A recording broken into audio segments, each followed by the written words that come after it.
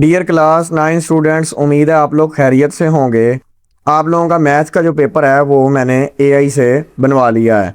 तो अगर तो आप लोग वैसे उर्दू मीडियम वाले हैं तो वो देख सकते हैं ये वीडियो, लेकिन मैंने उनके लिए अलहदा भी वीडियो बनाई है। ये वीडियो इंग्लिश मीडियम है। तो शुरू करते हैं। ये गेस्ट बड़े इंपॉर्टेंट है। 15 नंबर के एमसीक्यूज़ आएंगे आप लोगों के। ये उसकी स्कीम लिखी हुई है। इन चैप्टर्स में से एक एक एमसीक्यूज़ आना है और इन चैप्टर्स में से 2 एमसीक्यूज़ आने हैं। सॉरी, इनमें से 2 एमसीक्यूज़ आने हैं, 3 4 6 में से। शुरू करते हैं। Chapter number 1, the product of 3 + 5 under root into 3 - 5 under root is. तो ये है रैशनल नंबर, क्योंकि ये जो है आप लोगों को पता है ये a - b होल स्क्वायर वाला फार्मूला बन रहा है। 3 आ गया a इंटू का स्क्वायर यानी कि 3 का होल स्क्वायर माइनस 5 का होल स्क्वायर। तो 5 ये तो कट जाएगा। 3 का स्क्वायर 9, 9 - 5 4.4 इज रैशनल नंबर। आगे the base of common logarithm is. तो कॉमन लॉगरिथम की बेस है, तो इसका ऑप्शन असल में ये लिखा हुआ है 10 नहीं था लिखा हुआ, तो वो मैंने 12 अब लिख दिया। तो 10 इसकी नेचुरल लॉगरिथम की बेस जो होती है, सॉरी कॉमन लॉगरिथम की, वो 10 होती है। आगे if a = 5 then power set of a। तो पावर सेट जो a का होगा वो इस तरह करके हम लोगों ने ब्रैकेट डाल के और ये अंदर 5 आ जाएगा। ठीक है, तो ये हमारे पास हो जाएगा पावर सेट ऑफ a। आगे if n into a union b is equal to 50, n into a is equal to 30 and n into b is equal to 35, then n into a intersection b, a intersection b क्या होगा? तो ये हमने नीचे निकाला हुआ है n into a plus n into b minus n into a union b। तो ये हमने निकाला हुआ है। तो ये 30 + 35 - 50 हो जाएगा। तो इसका आंसर क्या है? 15। तो ये 15 आंसर आ जाएगा। आगे एलसीएम निकालना है 16x² into 4x and 3x 30xy। तो इसका आंसर आएगा 240x² इंटू वाई। आगे फैक्टराइजेशन 12x + 36। तो ये 12 को कॉमन निकालें, x = 3, तो x = 3 ये आ गया 12 into x + 3। The solution of 5x - 10 is equal to 10। तो ये पहले तो 10 जाकर उधर प्लस हो जाएगा, तो ये बन जाएगा 20, और ये 5 दोनों तरफ डिवाइड होके तो फिर ये 20 डिवाइडेड हुआ, तो ये 4 आंसर आ जाएगा। Sine 60 degree is equal to 3 under root over 2। तो ये तो सारों की साइन 60, ये कॉस 60 वगैरह 15 30 ये सारी जीरो सारी याद होनी चाहिए। tan की भी secant square theta minus tangent square theta, तो ये हमेशा 1 के इक्वल होता है, जिस तरह sine square theta plus cos square theta होता है।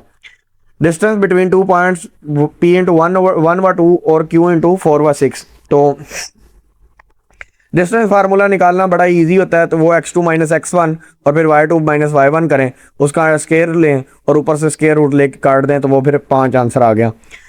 Slope of the line y = 5x + 3। तो y = mx + c वाला वो करना है। तो ये हमारे पास आ जाएगा स्लोप इसकी क्या आएगी, वो 5 आ जाएगी। An equilateral triangle can be isosceles, यानी कि आइसोसेल्स भी हो सकती है। While rolling a pair of dice, what will be the probability of double 2? तो 1/36 इसकी probability होगी। The probability of an impossible event is 0. What is the additive identity of real number? तो ये हो जाएगी 0। ये हमारे थे 15 MCQs। इसके अलावा जो MCQs हैं अगर वो आप लोगों ने याद करने हैं, तो अगर तो आप लोग अपने मोबाइल में YouTube वगैरह खोलेंगे, ये वाली इस तरह लिखना है @solution17 पूरा वो लिखने के बाद यहाँ पे ये वाली जो वीडियो है इसके अंदर पूरे एमसीक्यूज तकरीबन 100 के करीब आप लोगों को करवाए गए हैं सारे, जो बहुत ही इंपॉर्टेंट है। ये वाली वीडियो देख लें, आप लोगों के एमसीक्यूज क्लियर हो जाएंगे, और मैं इसका लिंक नीचे डिस्क्रिप्शन में भी दे दूंगा। आगे आ जाता है क्वेश्चन नंबर 2। क्वेश्चन नंबर 2 की कुछ ये स्कीम है। 9 में से 6 सवाल करने होंगे, लेकिन 6 नहीं करने, आप लोगों ने 7 या 8 1-2 एक्स्ट्रा करके आने हैं, ताकि अगर कोई गलत भी हो जाए तो इजाफी करने वालों में से आपके नंबर मिल जाएं, कटे ना। तो ये 2 सवाल चैप्टर 1 2 और 3 में से आने हैं, 2 चैप्टर 4 से भी 2 सवाल और 1 सवाल चैप्टर नंबर 5 में आने हैं इस पोर्शन में से। Find 2 rational numbers between 2 and 3 to 5। तो ये 2 रैशनल नंबर्स फाइंड करने के लिए 2 और 3 के दरमियान, to find rational number between any 2 integer, express them as fraction with a common denominator with greater than 1। तो let denominator is equal to 10। So तो ये 2 का 20 और 10 हो जाएगा, और 3 का 30/10 हो जाएगा। Select any numerators between 20 and 30।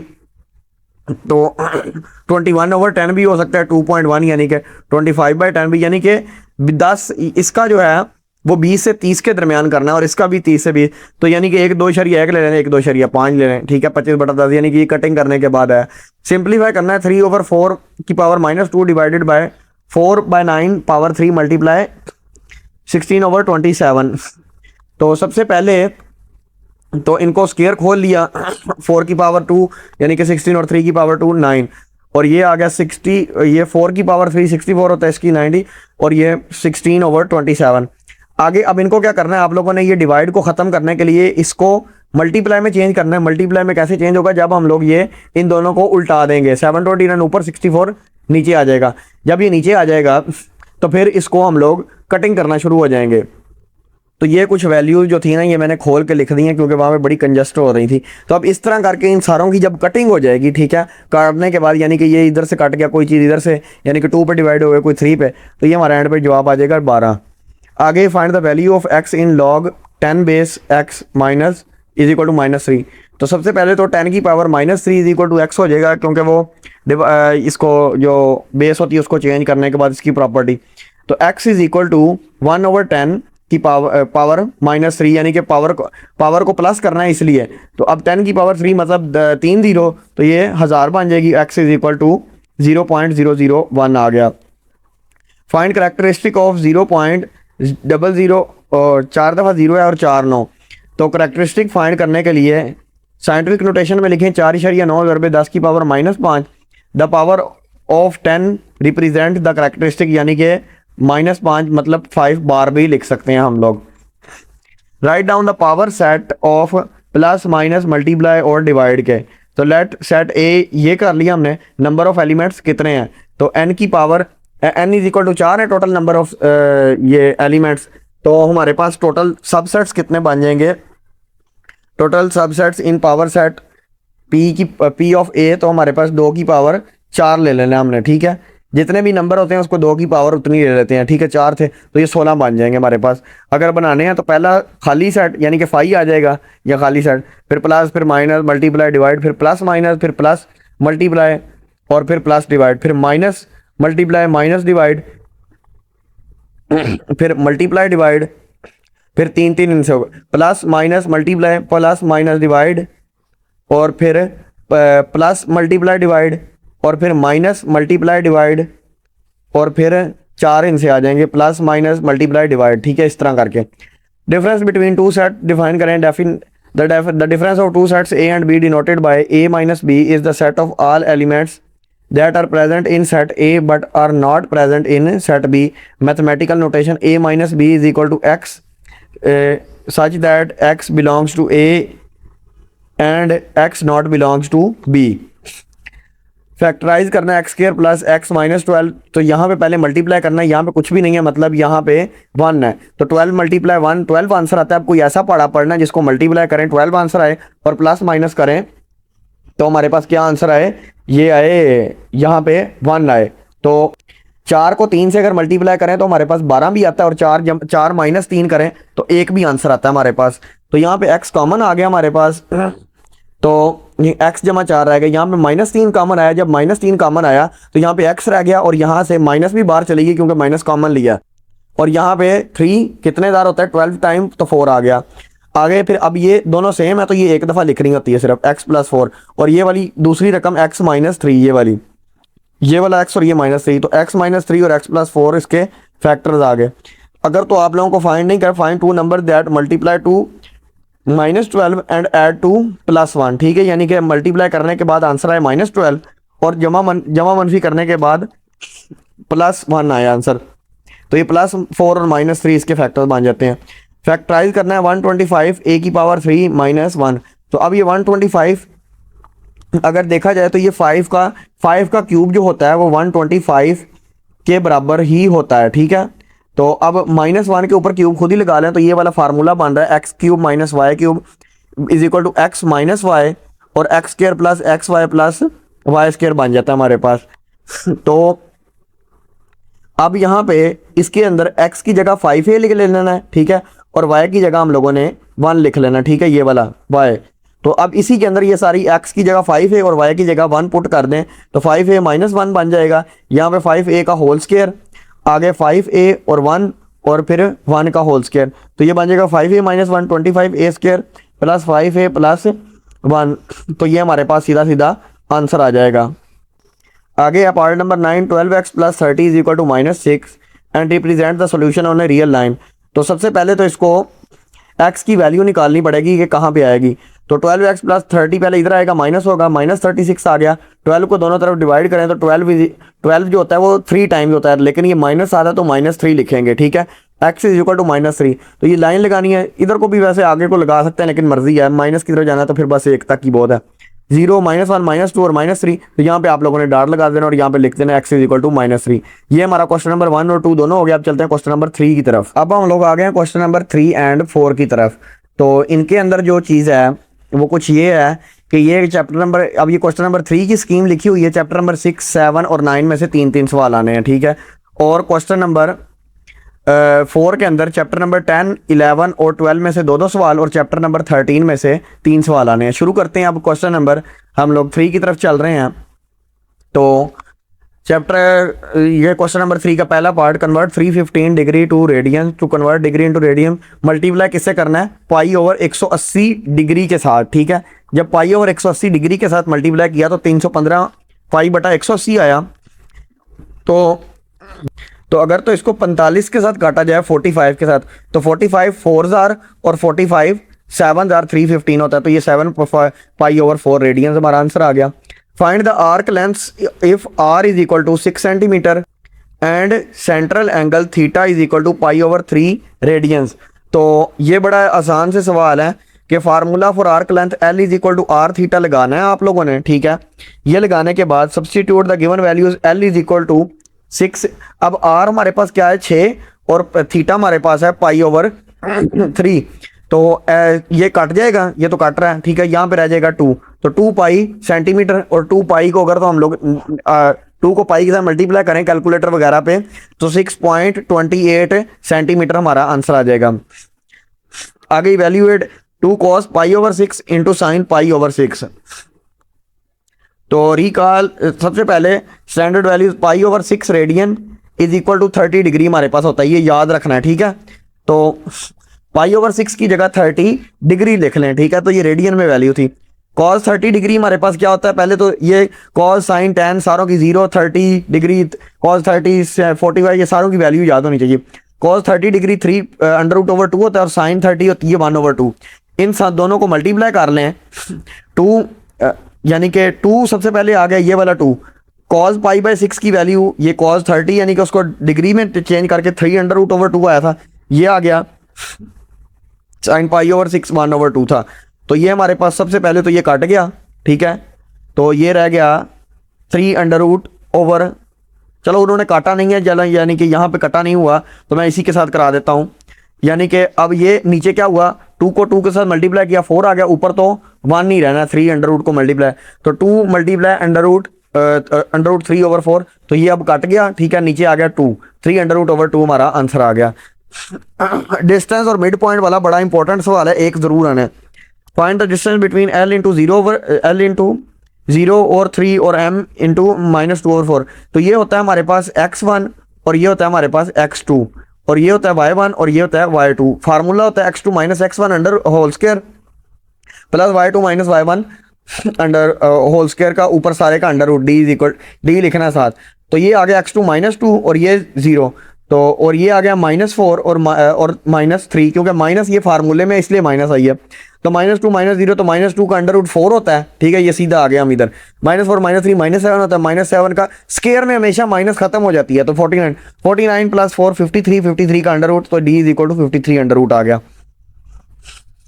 आगे हमारे पास आ जाता है कि find the slope of the line the joining the point 3 into -2 और 2 व 7।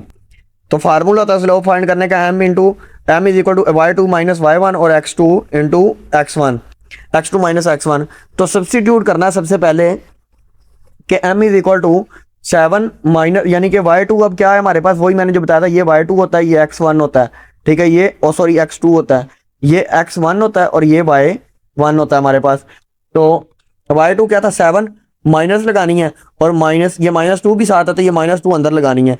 नीचे क्या है x2 क्या है हमारे पास 2 है और माइनस लगानी है फार्मूले वाली, और x1 क्या है 3, तो ये माइनस माइनस प्लस हो जाता है। तो हम लोग लिख देंगे 7 + 2, 7 + 2 9 होता है और नीचे -1 तो -9 हमारा, यानी नीचे वाली माइनस ऊपर जा सकती है, तो m = -9। Find the equation of the horizontal line passing through the point 7 × -9।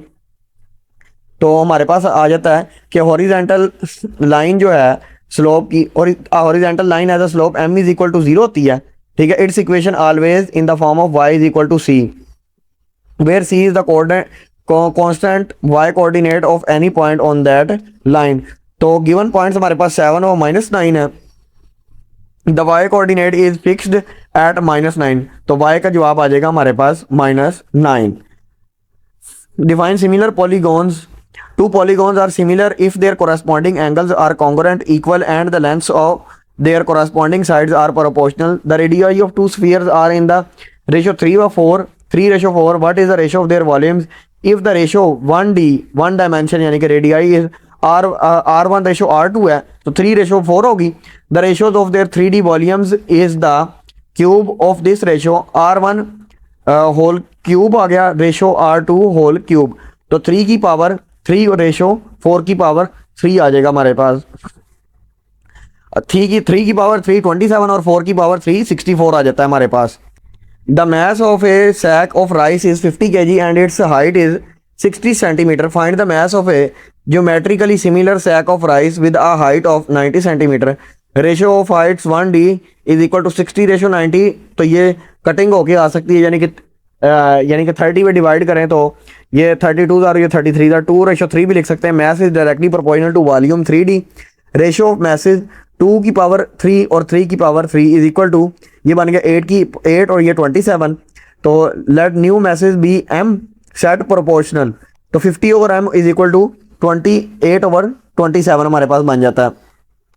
तो ये जब मल्टीप्लाई होगा, 50 को मल्टीप्लाई करना है 27 के साथ, और यानी कि m इधर आ गया और 8 नीचे चला गया और 27, यानी कि ये चीज़ इधर चली गई, ठीक है, और ये इधर आ गई और ये वाली चीज़ इधर चली गई, ठीक है।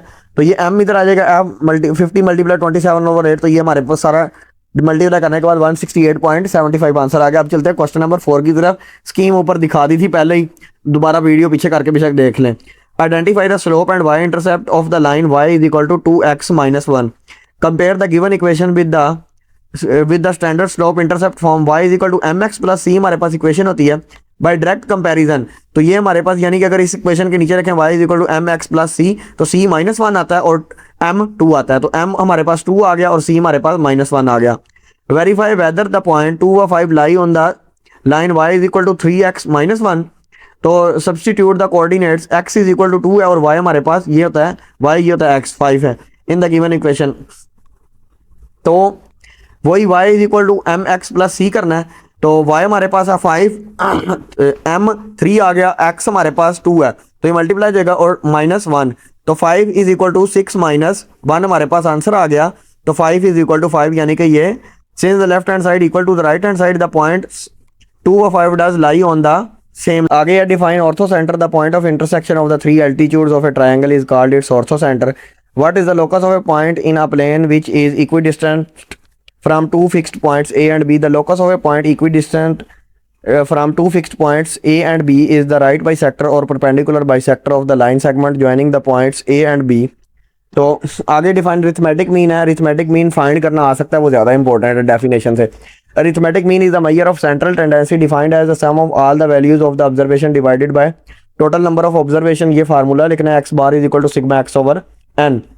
फॉलोइंग आर द हाइट्स दी गई हैं 7 स्टूडेंट्स की, तो फाइंड मीडियन करना है हमने हाइट्स का। सबसे पहले अरेंज कर लेना है एक साइड से, तो ये पहले ही अरेंज है, तो इसका फार्मूला होता है n + 1/2 और ये ऊपर आता है TH और यहाँ पे लिखा होता है आइटम। ये फार्मूला होता है मीडियन फाइंड करने का। इसको हम लोग तकरीबन x के ऊपर इस तरह एक कोमा सा लगा के, यानी कि ये वाला चिल्टा पढ़ते हैं, इसको रिप्रेजेंट करते हैं, ठीक है। तो ये इस तरह ये फार्मूला है। तो ये 7 वैल्यूज़ हैं, 7 यहाँ पे आ जाएगा जमा 1, 8 वैल्यूज़, 8/2 हमारे पास आ गया 4। फोर्थ आइटम हमारे पास जवाब आ जाएगा। फोर्थ आइटम क्या है हमारे पास 58, तो 58 इंचेस मीडियन हाइट है।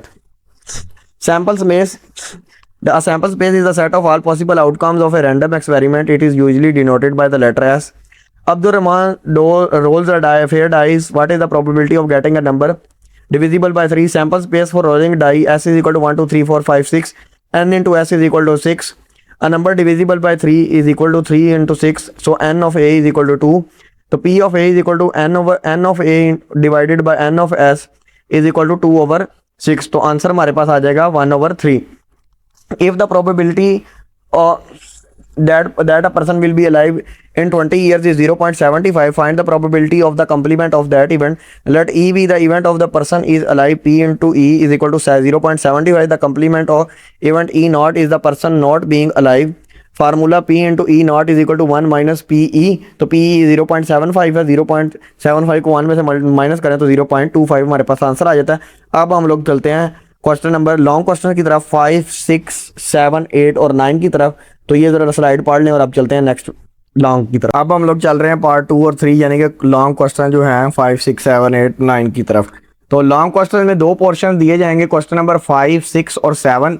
इन तीनों में से आप लोगों ने 2 क्वेश्चन करने होंगे. उसके अलावा पार्ट 3 एक होगा, उसके अंदर 2 सवाल दिए जाएंगे. ठीक है, 8 और 9 उसमें से आप लोगों ने एक करना है. ठीक है, अब ये मैं कुछ स्कीम जो है वो आगे साथ साथ ही बताता जाऊंगा. अब ये वाले जो क्वेश्चन होंगे इनके अंदर भी ए बी पार्ट होगा. क्वेश्चन नंबर 5 का ए बी, 6 का ए बी, 7 का भी ए बी, 8 का भी ए बी और 9 का भी ए बी. तो आगे साथ साथ स्कीम लिखी हुई है वो साथ साथ दिखा देता हूँ. हर सवाल यानी कि 4-4 पार्ट का, हर पार्ट 4-4 नंबरों का और वैसे एक सवाल 8 नंबरों का होगा.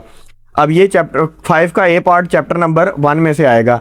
अब ये सिंप्लीफाई 25 की पावर 1 over 2 और मल्टीप्लाई 243 1/5 और 16 की पावर 1/4 मल्टीप्लाई 8 की पावर 1 over 3.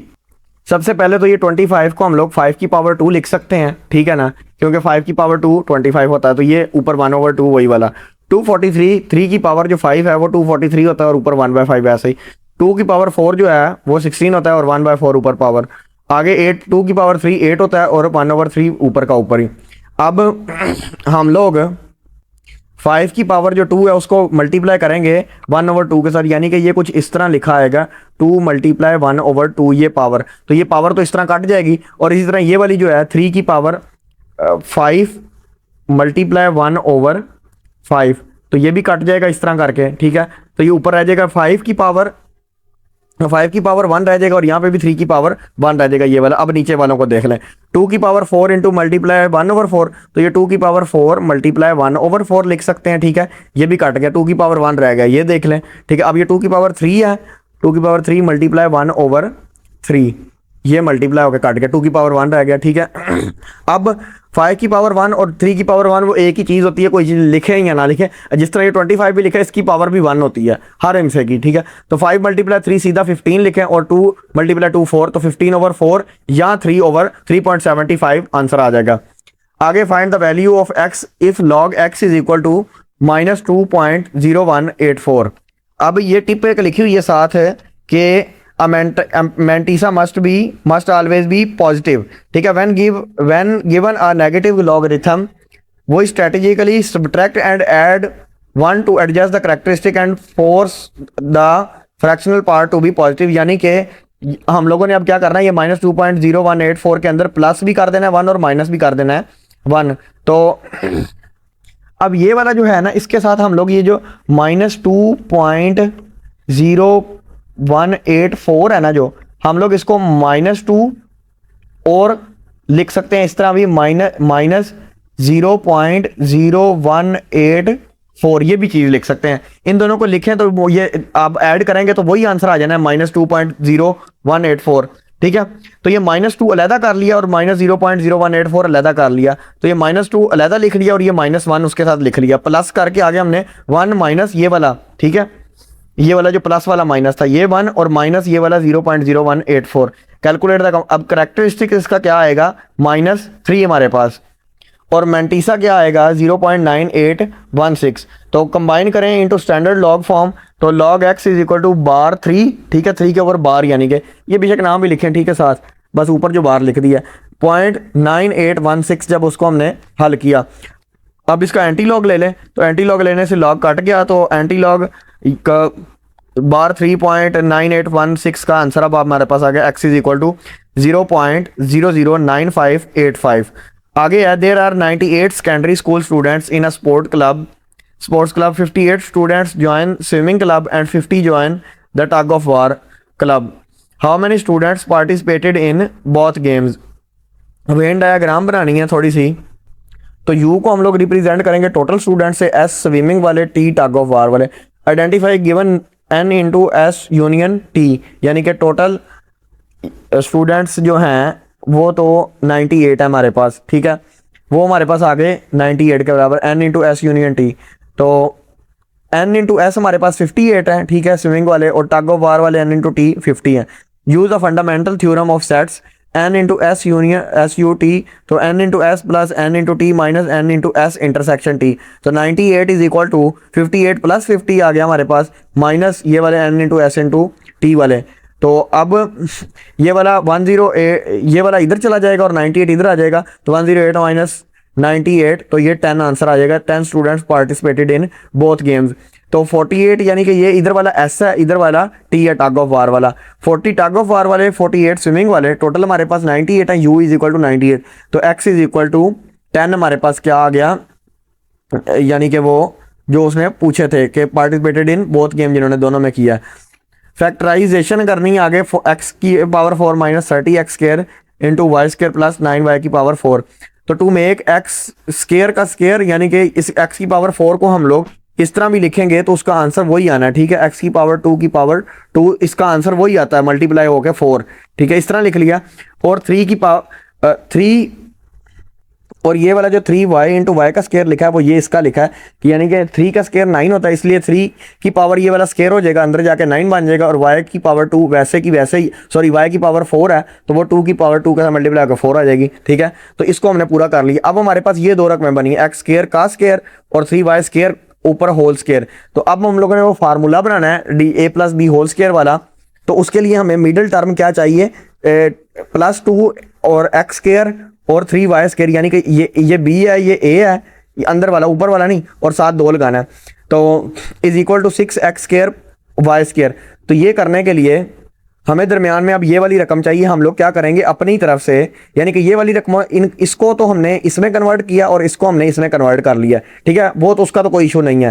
तो हम लोग x की पावर 4 प्लस 9y की पावर 4 वैसे लिखेंगे और minus 30x square Y square अलग लिख लिया। तो ऐड और सब्ट्रैक्ट करना है हमने 6x स्केयर और y स्केयर, ठीक है, पहले ऐड किया अंदर यहाँ पे ब्रैकेट के, ठीक है, और फिर ये ब्रैकेट के बाहर भी, तो ये वाली चीज़ अलग है, ये वाली चीज़ अलग है। अब ये देखें कि x की पावर 2 और 3y की पावर 2, ये हमारे पास a और b बन जाते हैं। तो ये x plus x square plus 3y2 का होल स्केयर हमारे पास a plus b whole square का फार्मूला बन जाता है। माइनस, अब इन दोनों को माइनस करें तो -30 -36 और x का स्केयर y का स्केयर वैसे का वैसे। अब अगर देखा जाए तो x square plus 3y square का होल स्केयर माइनस बन जाता है, इसका अगर देखा जाए तो ये 36, 6 का स्केयर होता है 6xy होल स्केयर। तो ये हमारे पास बन गया अब फार्मूला, ये वो वाला बन रहा है a square minus b square, यानी कि a माइनस बी और a प्लस बी। ये वाली a है और ये b है, x square plus 3y square minus, sorry ये सारी रकम a है, x square plus 3y square, और ये 6xy जो है बाहर वाला ऊपर जो स्केयर है उसको छोड़ दे, वो b है। तो ये a आ गया x square plus 3y square minus 6xy, और फिर आ जाएगा ब्रैकेट डाल के यही वाला फार्मूला ओपन कर रहे हैं, x square plus 3y square minus, और सॉरी प्लस आ जाएगा, पहले माइनस लिखा था 6xy।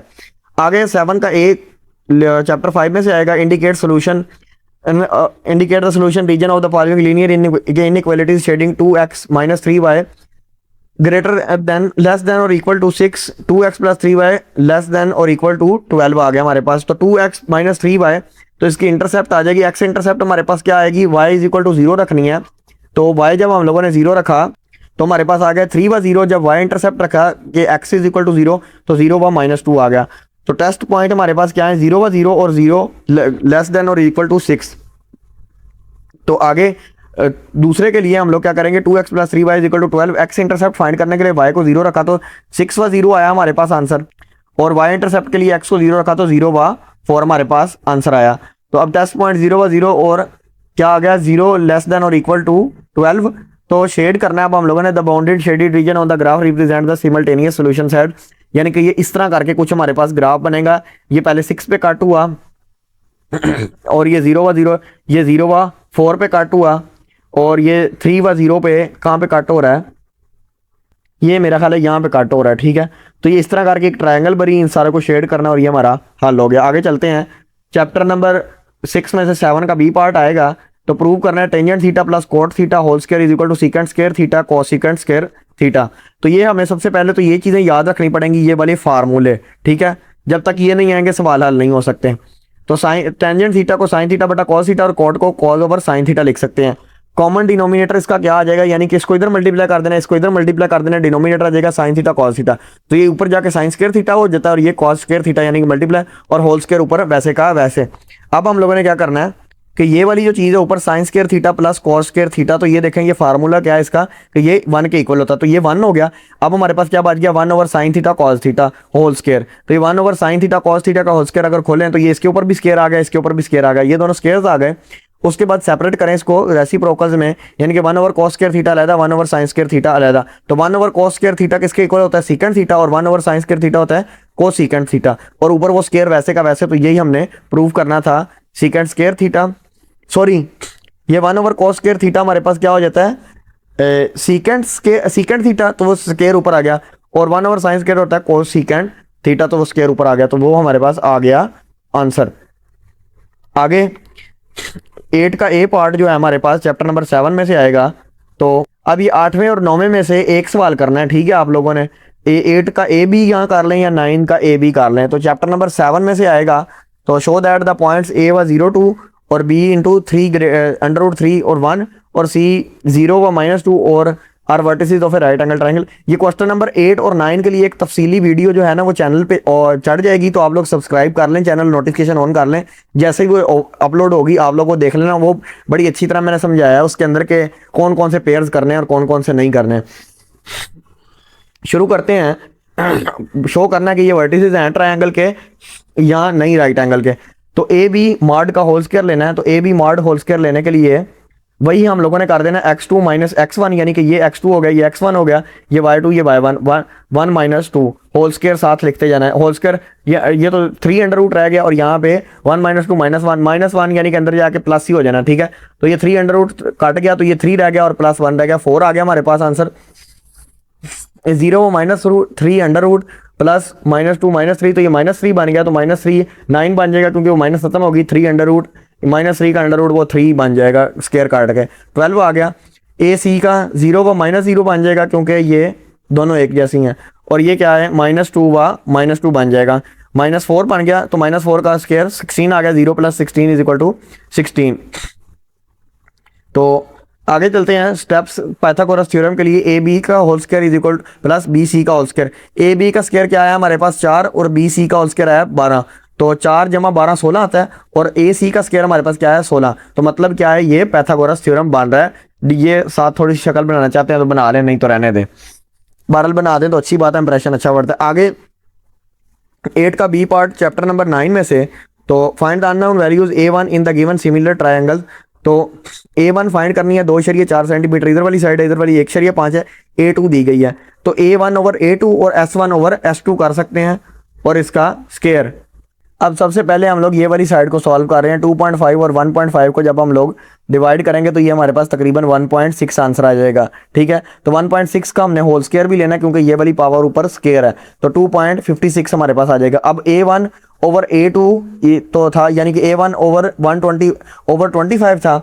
तो हमने ये 25 को उधर ले जाना है दूसरी तरफ जब, यानी कि 2.5 से इसके साथ मल्टीप्लाई करना, तो 64 सेंटीमीटर स्क्वायर हमारे पास आंसर आएगा। स्क्वायर साथ जरूर लिखना, ये विषय के साथ नाम भी लिखें, ये सिर्फ कॉपी पे वो लिखने के बाद दफ़ा होता है कंप्यूटर पे, नहीं तो ज़रूरत नहीं होती ताकि पावर नज़र आ जाए।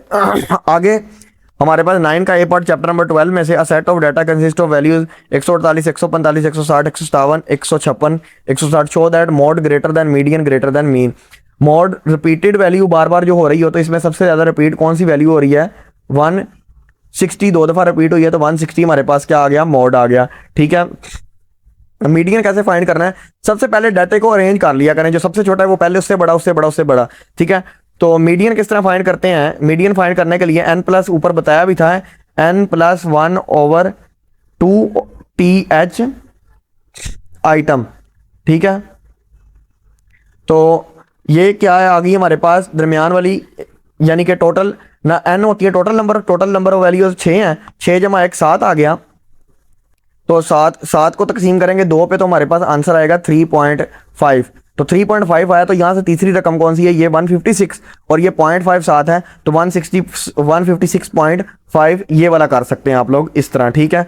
तो ये वाला थोड़ा मेथड गलत है क्योंकि ये हमारी बुक में नहीं दिया गया, ठीक है। वैसे हो इससे भी जाता है। तो आगे मीन किस तरह निकालना है, सिग्मा एक्स ओवर एन करके निकालना होता है, ठीक है। सारी वैल्यूज को मल्टी ऐड करना और उसको टोटल नंबर ऑफ वैल्यूज पे डिवाइड करना। यहाँ पे सिग्मा एक्स ओवर एन इस तरह फार्मूला लिखें तो वो ज्यादा बेहतर है, x bar is equal to sigma x over n, नहीं तो गलत हो जाएगा। ऊपर वालों को ऐड किया तो 926 आया, डिवाइड करना है 6 पे तो 154.33 हमारे पास आंसर आ जाता है। तो अब ये देखें, मीडियन मॉड सबसे बड़ा है 160, उससे छोटा क्या है, मीडियन है, और उससे भी छोटा मीन है। तो ये प्रूव हो गया हमारे पास, ये बड़ा इंपॉर्टेंट क्वेश्चन था।